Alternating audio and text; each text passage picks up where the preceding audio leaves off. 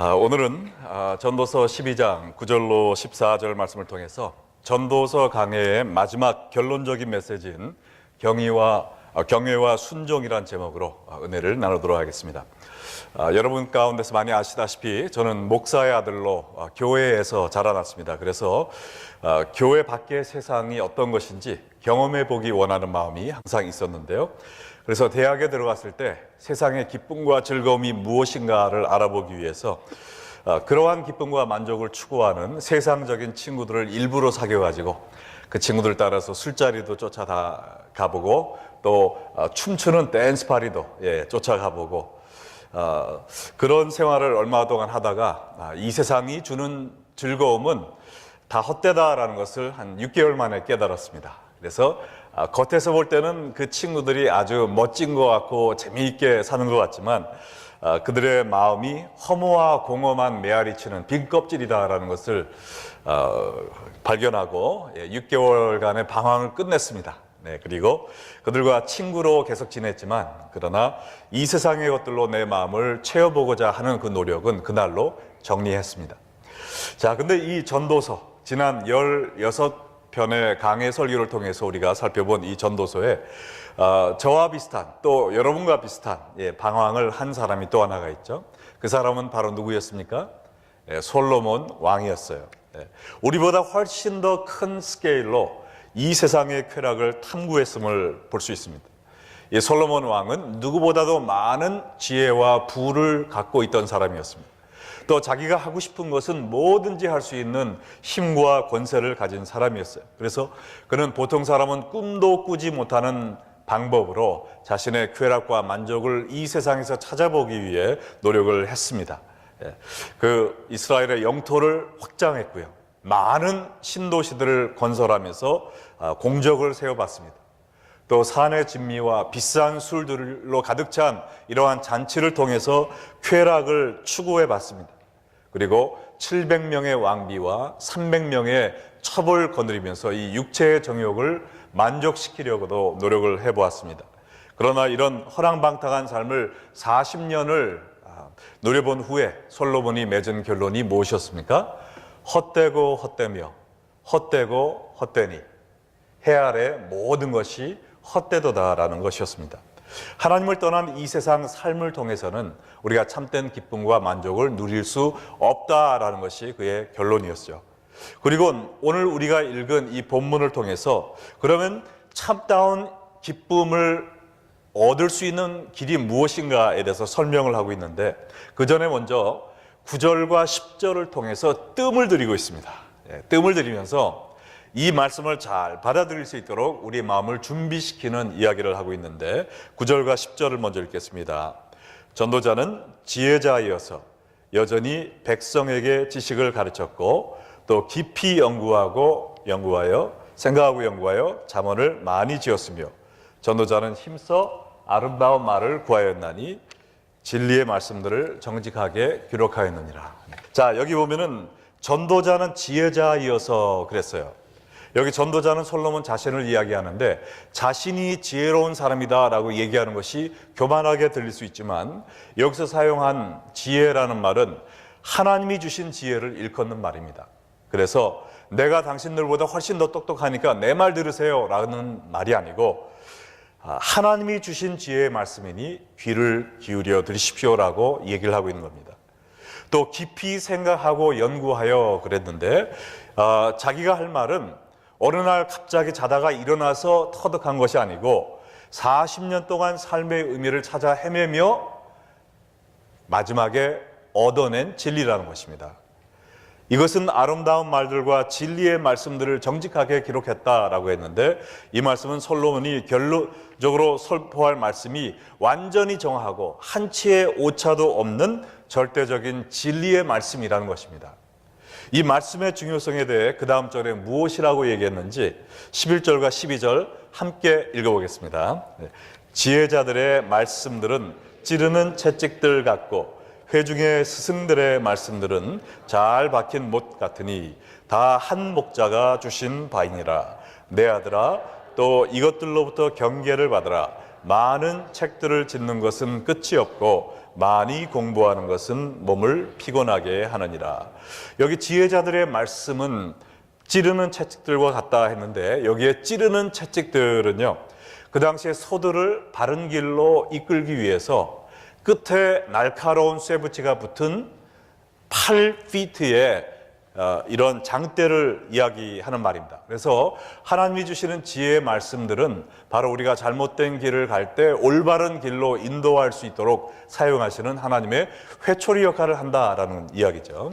또 잘 박힌 못과 같다라는 것은 나무들이 휘청거리지 않고 있어야 할 곳에 있도록 단단히 깊게 박힌 못을 의미하는데요. 이같이 하나님이 지금 솔로몬을 통해 우리에게 주실 이 지혜의 말씀은 우리로 하여금 목표를 잃고 유리방황하며 허송세월하지 않고 표대를 향해 날마다 정도를 걸어갈 수 있도록 우리를 옳은 길로 인도해 줄 것이라는 말씀입니다.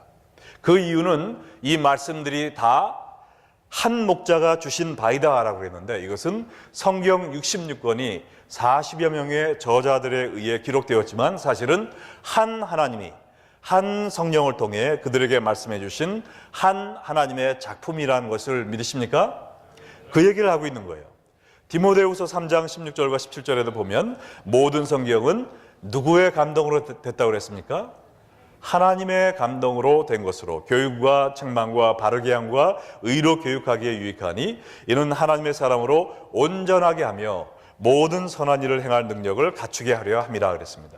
모든 성경이 하나님의 감동으로 기록되어 우리를 올바른 길로 인도하는 것처럼 이제 솔로몬을 통해서 하나님이 주실 이 전도서의 결론도 우리를 온전하게 하며 또한 모든 선한 일을 행할 수 있는 능력을 주게 될 하나님의 말씀이라는 것입니다.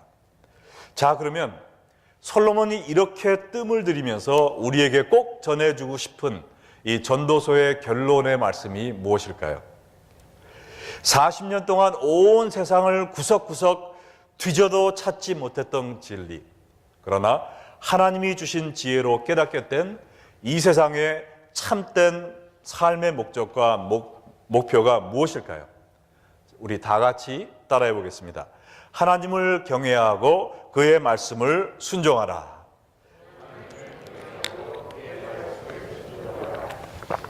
바로 이것이 우리의 삶의 궁극적인 목표라는 것입니다.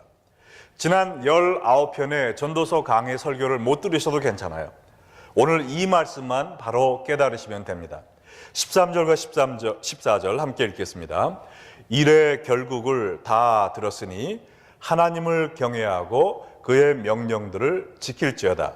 이것이 모든 사람의 본분이니라. 하나님은 모든 행위와 모든 은밀한 일을 선악간에 심판하시리라. 여기에 보니까 일의 결국을 다 들었으니 이렇게 얘기를 했습니다. 이 말은 지난 12장의 전도서 말씀을 통해 하나님이 우리에게 말씀하고자 한 바가 바로 이것이다라는 겁니다. 참된 기쁨과 영원한 만족을 경험하게 될 지혜로운 삶을 원한다면 바로 이것, 하나님을 경외하며 말씀을 순종하는 삶을 살아라라는 거예요. 그러면 먼저 하나님을 경외하는 것이 무엇인가요? 영어로 fear God이라고 했는데 이것은 하나님을 보면 무서워 도망치는 것이 아니라 하나님을 두려워한다는 것, 경외한다는 것은 뭐냐면 하나님의 사랑과 은혜에 탄복하여 그 앞에 엎드려 경배하는 것을 의미합니다. 한없는 존경심에서 비롯된 하나님을 향한 사랑과 경배를 의미하는 말이에요. 예를 들어 보겠습니다. 이스라엘 민족이 출애굽 직후에 뒤에서는 그들을 잡아 죽이려는 애굽 군대가 쫓아오고 앞에는 홍해가 가로막힌 진퇴양난 사면초가의 상황에 다다른 적이 있었어요. 그때 안절부절하고 있었을 때 하나님이 어떻게 하셨습니까? 홍해를 갈라 바다를 걸어 지나가게 해주셨죠. 이러한 하나님의 놀라운 능력과 보호와 사랑을 경험한 후에 그들이 어떻게 반응했는지 출애굽기 14장 31절 말씀을 같이 읽겠습니다. 이스라엘이 여호와께서 애굽 사람들에게 행하신 그 큰 능력을 보았으므로 백성이 여호와를 경외하며 여호와와 그의 종 모세를 믿었더라. 그들을 구원해 주시는 하나님의 놀라운 능력과 사랑을 경험한 후에 그들이 하나님께 보인 반응이 바로 무엇이라고 그랬어요? 여호와를 경외했다고 그랬습니다. 그들이 어떻게 했습니까? 하나님 무서워 하면서 도망갔나요? 그게 아니죠. 오히려 하나님께로 나아와 그의 무한한 사랑과 능력을 찬양하며 예배를 드렸어요. 그것이 바로 하나님을 향한 경외라는 것이죠. 그리고 예배 드리는 것에서 끝나는 것이 아니라 여기 뭐라고 그랬습니까? 여호와와 그의 종 모세를 믿었노라 그랬어요. 이것이 바로 하나님을 경외하는 것의 참 뜻입니다. 바다를 가르고 천하무적 애굽 군대를 한순간에 수장시켜 드릴 만큼 상상할 수도 없이 큰 여호와의 능력, 그리고 벌레만도 못한 우리를 구원해 주시기 위해서 모든 것을 다 쏟아내시는 하나님의 사랑, 이것을 경험한 후에 엎드려 경배하고, 그리고 내 삶이 변화되는 거죠. 내 앞에 어떠한 유혹이나 두려움이나 어려움이 있다 할지라도 오직 하나님을 믿고 의지하며 나아가는 이 삶, 이것이 바로 하나님을 경외하는 사람의 모습이라는 것입니다. 스코틀랜드에서 있던 슈라인데요, 15살에 사고로 목이 부러져서 목 아래 전신 마비가 된 채로 40년을 침대에 알아누운 일어나지 못한 사람이 있었습니다. 비록 그의 목은 부러졌지만 하나님을 경외하고 사랑하는 그의 믿음은 부러지지 않았다는 것이죠. 그래서 40년간을 침대 위에 있으면서도 그는 계속해서 하나님을 감사하고 찬양하는 삶을 살았다는 거예요. 그래서 오히려 이 사람을 병문안 온 것이 아니라 이 사람을 구경하기 위해서 이런 사람도 있나 하고 이 사람을 만나보기 위해서 찾아오는 발길이 끊어지지 않았다는 겁니다. 그러던 어느 날 한 사람이 찾아와서 말하기를, 당신은 40년이나 이 병상 위에 꼼짝 못하고 누워 있었는데 하나님의 사랑을 의심하도록 사탄이 당신의 마음에 유혹을 넣지는 않습니까? 라고 물어보았대요. 이 사람이 어떻게 대답했을까요? 이 사람은 대답하기를, 물론 저는 매일 그런 시험을 당하고 있습니다. 다른 사람들이 건강한 몸으로 걸어 다니는 것을 볼 때 사탄은 저에게, 하나님이 진짜 살아계시고 너를 사랑한다면 왜 너를 이 침대 위에 버려놓으셨겠어? 왜 너의 목이 부러지도록 놔두셨겠어? 라고 저를 매일 유혹합니다. 그러나 저는 그때마다 원수마귀를 갈보리 언덕으로 데려갑니다. 그리고 나의 죄값을 치르시기 위해 가시면류관을 쓰시고 못에 박히시며 창에 찔리셔서 온 피를 쏟고 계시는 예수님을 가리키며, 저거 봐라, 하나님이 나를 이만큼 사랑하신다 라고 사탄 마귀에게 외칩니다. 그러면 그때마다 마귀는 꼬리를 내리고 저에게로부터 도망을 갑니다 라고 고백을 했다고 합니다. 전신마비에 걸려 침대에 누워 있었지만 그 사람은 하나님을 제대로 경외했던 사람입니다. 비록 세상적인 눈으로 볼 때는 아무런 희망이 없는 절망의 구덩이에 빠져 있었지만 십자가에서 보여주신 하나님의 놀라운 사랑과 능력에 감격하여 일생 동안 하나님께 찬양하고 감사의 제사를 드리면서 바랄 수 없는 중에 바라고 믿을 수 없는 중에 믿었던 그러한 삶을 살았다는 것이죠. 아스월 체인버스라는 분은 이야기하기를, 이것이 바로 하나님을 경외하는 자들의 신비로운 비밀이다 그랬어요.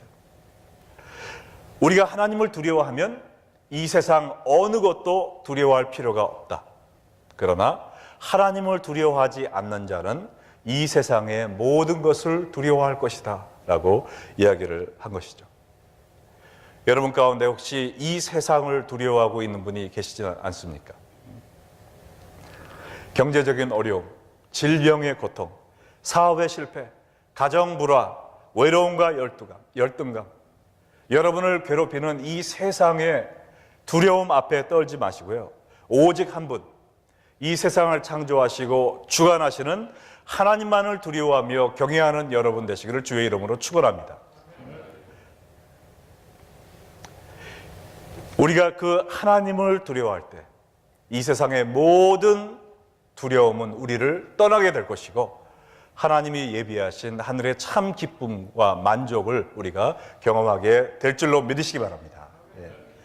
그리고 이렇게 하나님을 경외하는 사람이 될 때 우리 안에 자연히 생기게 될 두 번째 변화는 하나님의 명령을 준행하며 그의 말씀을 순종하는 삶을 살게 된다는 것이죠. 하나님의 심판이 무서워서 아니면 남의 눈을 의식해서가 아니라 그저 하나님의 사랑이 너무나도 고맙고 놀라워서 하나님을 사랑하는 마음으로 그의 말씀을 순종하게 된다는 것입니다. 여러분, 하나님을 사랑하는 방법이 무엇일까요? 눈에 보이지 않는 하나님을 어떻게 사랑할 수 있죠? 주소가 있어야 땡큐 카드라도 보내드리죠. 전화번호라도 있어야 I love you라는 이모티콘 날려드릴 거 아닙니까? 몸이라도 있어야 백화점에 모시고 가서 양복이라도 맞춰드리죠. 갈비라도 사드리죠. 눈에 보이지 않는 하나님을 어떻게 사랑할 수 있습니까? 예수님께서 그 방법을 가르쳐 주셨잖아요. 요한복음 14장 21절에 말씀하시기를 나의 계명을 지키는 자라야 나를 사랑하는 자니 나를 사랑하는 자는 내 아버지께 사랑을 받을 것이요 나도 그를 사랑하여 그에게 나를 나타내리라. 여기에 하나님과 예수님을 사랑하는 방법이 나와 있습니다. 그의 말씀을 순종하는 것이라고 그랬어요. 여러분이 하나님의 말씀을 준행할 때 하나님은 야 저것 좀 봐라. 김 집사가 나를 저렇게 사랑하네. 야 여기 좀 봐. 이 권사가 나를 이렇게 사랑했구만 하면서 기쁨의 눈물을 흘리신다는 것이죠. 여러분 하나님을 사랑하십니까? 확신이 없는 것 같아요. 하나님 사랑하십니까? 그러면 그 사랑을 표현하시기 바랍니다. 왜냐하면 표현되지 않은 사랑은 죽은 사랑이에요. 아무런 것도 전달하지 못합니다. 여러분의 사랑의 대상이 여러분이 그를 사랑한다는 것을 알기 위해서는 사랑이 표현돼야 되는 거예요. 어젯밤에 제가 제자훈련 끝나고 집에 가보니까 우리 딸이 왔다 갔더라고요. 그래서 아빠 생일이 다가왔다는 것을 알고 우리 딸이 옛날엔 음식 한 번도 못했던 그 딸인데 이제 시집 갔다고 음식을 배워가지고 미역국을 끓여다 갖다 놓고 갔더라고요. 근데 제가 미역국 한두 번 먹어봤겠습니까? 그런데 제 딸이 만들어 놓은 그 미역국을 보고 제가 정신이 막 없는 거예요. 막 쓰러질 것 같은 거예요. 아니, 내 딸이 언제 이렇게 커서 아빠를 위해서 미역국을 다 만들어서 하면서 별거 아닌데요. 제가 너무나 마음에 감동이 되는 거예요. 그래가지고 제가 어제 저녁을 먹었습니다. 7시 클래스에서 간식 먹었어요. 8시 반 클래스에서 또 빵을 먹었습니다. 배가 이렇게 불렀어요. 그리고 밥도 없었어요. 그럼에도 불구하고 이거 끓여서 지금 먹어야 돼요. 지금. 그래서 미역국을 그냥 한 그릇 넘게 미역국만 막 먹었어요. 너무나 좋아서. 왜요? 우리 딸이 나를 향한 자기의 사랑을 표현한 것을 보니까 우리 딸이 나를 사랑하는 것을 알지만 그 사랑의 표현을 제가 눈으로 보니까 체험을 하니까 그 느끼는 감동이요. 정말 그 컬링 대회에서 이긴 것보다 더 큰 감동이 막 밀려오더라는 겁니다. 네. 여러분도 하나님을 향한 여러분의 사랑 보여드리기 원하십니까? 하나님이 여러분의 사랑을 느끼기를 원하십니까? 그렇다면 하나님께 미역국을 끓여다 드리세요. 어떻게 해요? 하나님의 말씀을 순종함으로. 내 뜻대로 사는 것이 아니라 나를 위해 모든 것을 버리신 하나님께 사랑의 마음을 보여드리고 싶어서 하나님의 말씀을 순종하는 그 사람을 통해서 하나님은 기쁨과 감격의 눈물을 흘리실 것입니다. 마지막으로 솔로몬은 우리가 왜 이렇게 살아야 되는가에 대한 두 가지 이유를 이야기하면서 전도서를 마치고 있습니다. 첫 번째 이유는요, 이것이 모든 사람의 본분이기 때문에 그렇다라는 거예요. 13절에 이렇게 나와 있죠. 이래 결국 다 들었으니 하나님을 경외하고 그 명령을 지킬지어다. 왜? 이것이 모든 사람의 본분이기 때문이다라는 것이죠. 이 말씀은 이것이 바로 하나님이 우리를 창조하신 목적이라는 겁니다. 하나님이 왜 우리를 창조하셨어요? 우리를 하나님의 사랑의 대상으로 창조하셨습니다. 그래서 하나님의 놀라운 권능으로 우리를 보호해 주시고 구원해 주시고 또한 사랑해 주시기 위해서 우리를 만들었다는 거예요. 우리는 그 하나님의 놀라운 능력과 사랑을 경험하고 어떻게 합니까? 하나님을 경외하고 또 하나님의 말씀을 순종함으로 하나님께 우리의 사랑을 전달해 드리는 겁니다. 그러면 하나님은 또 어떻게 하실까요? 하나님의 놀라운 권능과 또 한없는 사랑으로 우리를 축복해 주시는 거예요. 그럼 우리는 또 어떻게 합니까? 하나님을 경외하고 하나님을 순종하고 영원토록 하나님과 우리가 사랑하며 살아가는 것, 이것이 하나님이 우리를 창조하신 목적이고요. 이것이 바로 천국입니다. 이것이 사람의 본분이고 하나님의 목적이에요.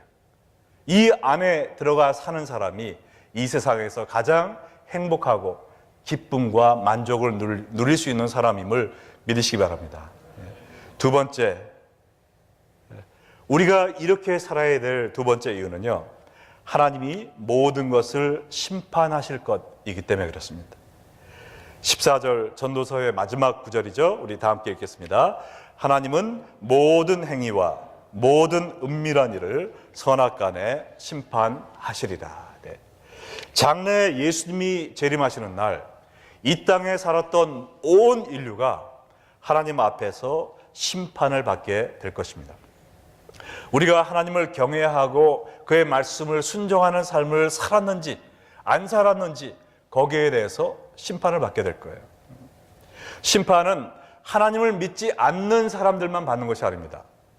하나님을 잘 믿는 모든 사람들도 하나님의 심판대 앞에 서게 될 거예요. 예수님을 믿지 않은 사람들은 그 저주와 형벌에 대한 심판을, 예수님을 믿은 사람들은 구원과 상급의 심판을 받게 될 것이라는 것이죠. 고린도후서 5장 9절과 10절은 이렇게 설명하고 있죠. 그런즉 우리는 몸으로 있든지 떠나든지 주를 기쁘시게 하는 자가 되기를 힘쓰노라. 왜요? 이는 우리가 다 반드시 그리스도의 심판대 앞에 나타나게 되어 각각 선악간에 그 몸으로 행한 것을 따라 받으려 함이니라. 지금 바울이 자기를 포함해서 이 하나님을 기쁘시게 하기 위하여 노력하는 사람들에 대해서 설명을 하고 있습니다. 왜요? 그 사람들을 포함한 모든 사람들이 그리스도 앞에 서서 우리의 몸으로 행한 일을 통하여 심판을 받을 날이 오기 때문에 우리는 그 날을 준비하면서 날마다 누구를 기쁘시게 하는 삶을 산다고요? 하나님을 기쁘시게 하는 삶. 그게 뭐예요? 하나님을 경외하며 그의 말씀을 순종하는 삶을 살게 된다는 것이죠. 한 사람의 예외도 없이 모든 사람이 그리스도의 심판대 앞에 서서 과연 내가 하나님을 경외하고 그의 말씀을 순종하는 삶을 살았는지 아닌지에 대한 심판을 받게 된다는 것입니다. 이 세상에서 사는 삶은 바로 그날을 준비하는 삶이라는 거예요. 만약 하나님께서 오늘 여러분을 천국으로 부르신다면 여러분은 하나님 앞에 서서 제가 하나님을 위하여 이렇게 하나님을 기쁘시게 하는 삶을 살기 위해 제가 몸부림쳤습니다라고 내놓을 만한 열매가 있으십니까? 여러분, 구원은 믿음으로 받지만 상급은 우리의 행위와 순종으로 받는 것입니다. 우리에게 구원의 선물을 주신 하나님은 이제 우리에게 그 순종의 사랑의 열매를 받기를 원하세요. 나의 기쁨이 아니라 하나님의 기쁨을 위해 사는 백성들을 보기 원하신다는 거예요. 모라비안 경건주의 아버지로 알려진 니콜라스 진젠도르프라는 사람은 일찍이 어렸을 때부터 기독교 가정에서 태어나 하나님의 사랑을 깨닫고 하나님을 사랑하는 마음을 갖고 살았지만 하나님을 위해 사는 삶은 없었다는 거예요. 그러다가 19세 되는 날 졸업 여행을 하면서 어느 박물관에서 이 그림을 보게 된 겁니다. 도메니코 페티가 그린 가시면류관을 쓰신 예수님의 성화를 보았는데, 그 밑에 라틴어로, 지금 잘 안 보이지만은 그 라틴어를 한국말로 번역해서 제가 써놓았어요.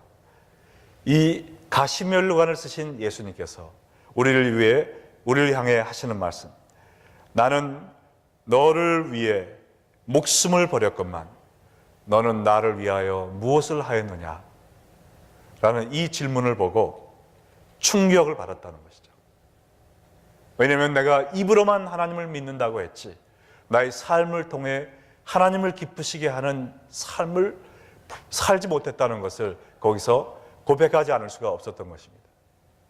그래서 이 사람은 젊은 나이였지만 유산으로 받은 그 재산을 팔아서 선교 본부로 쓸 땅과 건물을 구입했다는 거예요. 그리고 그 자리에서 24시간 기도 운동을 시작해서 그것이 100년 이상을 지속했습니다. 거기서 기도 운동과 말씀 운동을 통해서 종교의 자유를 찾아 피난온 모라비아 사람들, 신도들과 함께 거기서 선교의 꿈을 꾸고 세계 복음화를 기도하면서 이 사람의 일생을 통해서 14나라에 3,000명의 선교사를 파송하는 그런 아름다운 열매를 맺혔다는 것입니다. 나는 너를 위해 목숨을 버렸건만 너는 나를 위해 무엇을 하였느냐? 이 질문은 이 니콜라스 진젠도르프뿐만 아니라 우리 모두가 어느 날 주 앞에서 대답해야 될 질문입니다. 여러분은 이 질문에 기쁨으로 또한 담대하게 대답할 준비가 되셨습니까? 은혜로 받은 구원, 그러나 이 구원의 은혜를 받은 우리가 이제 어떻게 살아야 될 것인가? 하나님을 경외하며 그의 말씀을 순종함으로 하나님을 기쁘시게 하는 삶을 살아라. 이것이 바로 전도서의 결론이며 솔로몬의 외침이며 우리를 향한 하나님의 말씀임을 믿으시기 바랍니다. 다 함께 기도하시겠습니다.